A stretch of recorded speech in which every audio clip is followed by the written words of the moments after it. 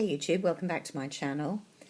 My good friend Linda over at Goddess 1207, I'll link her below, asked me to talk about the comparisons between Tom Ford's cream eyeshadows and Chanel's Illusion d'Ombre, and a couple of other people have asked about Tom Ford.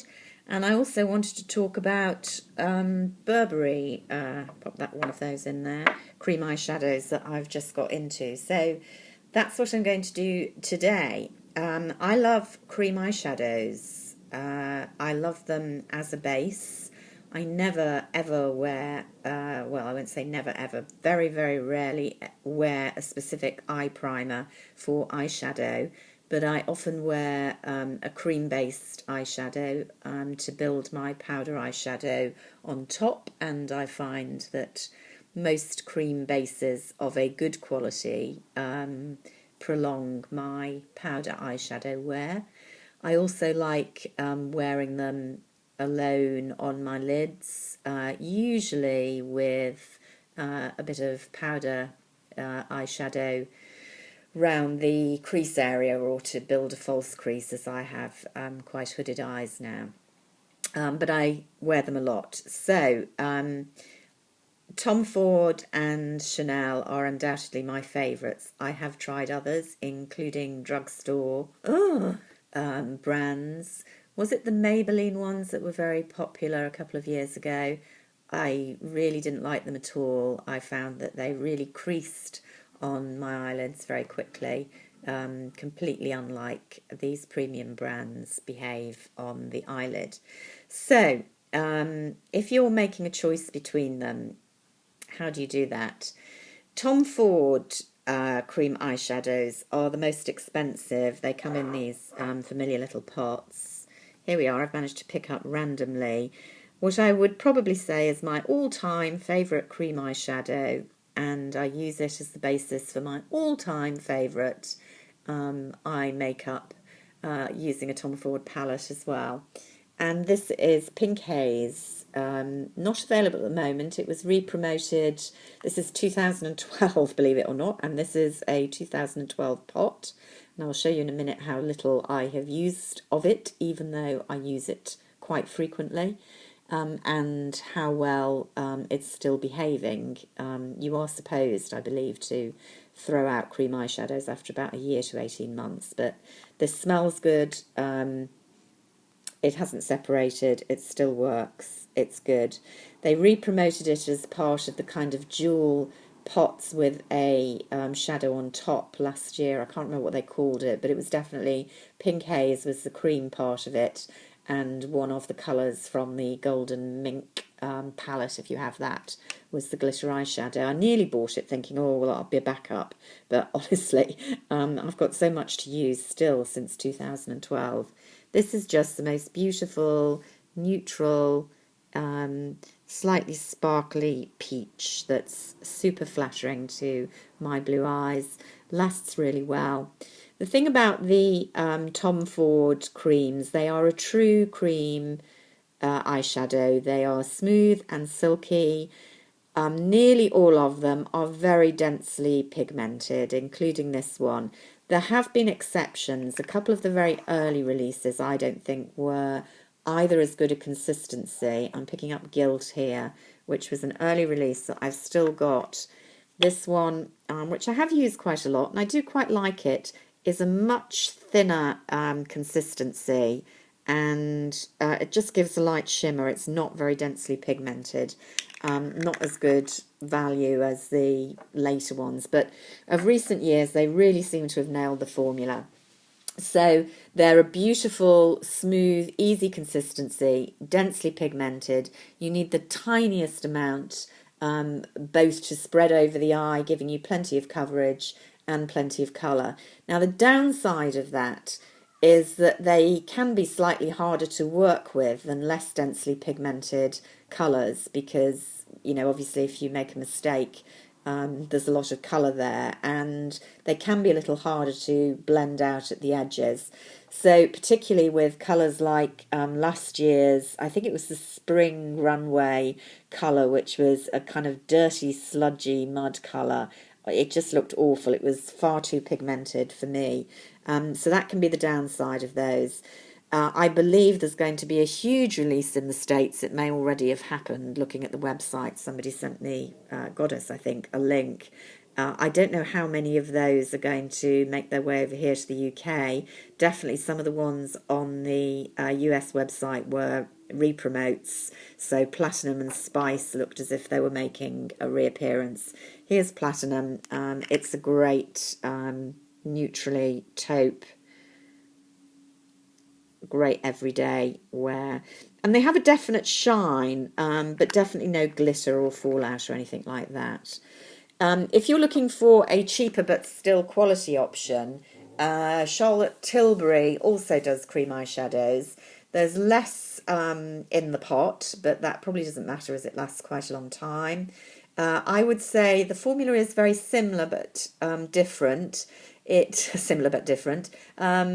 It is a bit thinner and less densely pigmented, and I don't think it has quite the dimension on the eyelids that the Tom Ford colours have. But they're very, very similar, and a lot of the colours are very, very similar. So if you want to spend £25 or £27, I think they are, as opposed to, I think these get on for about 30, I'm going to say 36, I haven't looked recently, then that's a good option. Now, the Chanel Illusion d'Ombre, although I guess you would describe as a cream shadow, I don't think Chanel do, are distinctively different. The texture is different. I'm going to pick out New Moon because I think it's a good illustration. There we go. The texture is more a kind of spongy, soft powder. It doesn't feel like a cream, but equally, obviously, it's not a powder. And the pigment on these varies, but by and large, they do have quite a lot of glitter in them, which I quite like. Some fall out more than others. So you can see there's a lot of glitter here. So if you're not a glitter fan, don't do it. But if you are, I think this is a good way of wearing glitter because generally I don't get a lot of fallout with them. And it's more like a kind of glittery wash than full-on disco. It can vary. I remember the first one I bought of them was called Phantasm, and it looked absolutely gorgeous. It was like fairy dust, but on the eyelids, honestly, it was total disco glitter ball, and yeah, I got rid of that one. Some of them are more matte. This was last year, Rouge Gorge, very unusual colour, surprisingly wearable. I wore this a lot in the summer, and it kind of satiny finish, so not completely matte, but definitely not glittery. But by and large, glitter reigns in the Illusion d'Ombre. Having said that, there are some gorgeous finishes. Can I find... Well, actually, Diapason is one of my favourites. Now, here's one of the disadvantages being illustrated. You'll notice I'm storing them all bottom down, and you have to be very, very careful to really tighten the lid because these dry out. And when they dry out, by and large, what happens is they shrink from the side of the pot and do that. Still usable for certainly a long time, but I mean, gradually they completely dry out. Look at that. Just gorgeous. One of my all-time favourites. But that's one of the downsides with them, and it's something to do with the formula, this kind of gel powder cream combo that's very prone to shrinking from the sides of the pot. Sometimes they age slightly differently. MFA is one of their most wearable ones in the permanent range. I've had this one quite a long time, and you can see this really is going to be chucked soon, but still just about usable. But this is kind of dried in the more expected way. This is just a very pretty, again, peachy neutral that I like to wear just with some navy blue eyeliner and mascara. So they give a very much more diffused effect. I think they're easier to work with than the Tom Ford. because they naturally kind of sheer out better. I think they possibly may crease a little bit more. Because of the glitter, you're less likely to want to use them in conjunction with a powder eyeshadow, although I do from time to time. They are just a completely different effect, so I don't think you can choose one over the other necessarily. Nothing quite like the Chanel ones that I've discovered on the market. I have tried Dolce & Gabbana.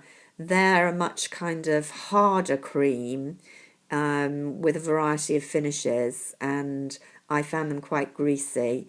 I didn't like them. And then relatively recently, about 3 months ago, I bought my first Burberry cream eyeshadow, beautifully packaged, of course. And you can see how much I've used this already. These are beautifully smooth, creamy, a kind of mix between the two. The finish is nearer to Tom Ford, but much less pigmented. But the feel is kind of a bit like the gel feel of the Illusion d'Ombre. The colour range is by and large quite muted, in common with the Burberry range. But I find them almost the easiest of all three to work with on a daily basis. Now, I've just bought two new colours. Look at this. They're Damson, which Sarah recommended on Colour Me Loud. Again, just beautiful pigmentation and kind of the illusion of texture in the different lights that it shows. And very, very wearable. You can see far less densely pigmented, even than the kind of comparable Dia Passion from Chanel, but making them easier to work with, I think. And I'm told this is their most popular shade. This is Mink. Dirty fingers now. A very kind of everyday dark taupe. So, particularly if you're looking for something not too pigmented but textured, either as a base or to work with other products, I definitely think the Burberry is worth looking at. I am a fan, but they are less dramatic colours. And if it's anything like the first one I've worn, partly I guess because of the less pigmentation, you will go through them a lot quicker than both the Illusion d'Ombre and the Tom Ford. So do I have a favourite? In terms of formula, no. I think they're kind of different, and I like wearing the different ones for different looks.